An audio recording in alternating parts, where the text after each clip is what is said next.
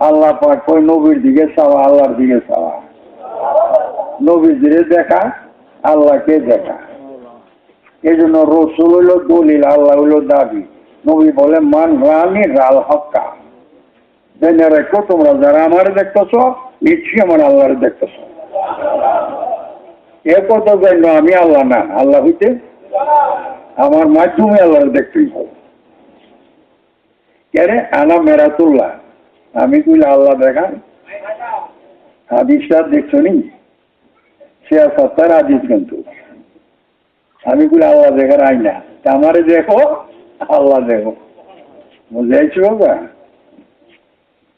এই আয়াত বলবত আছে, যেমন রসুল্লাহ আল্লাহ রসুল, আল্লাহ রসুলের মধ্যে পর্দা নাই, এমনই অলিউল্লাহ।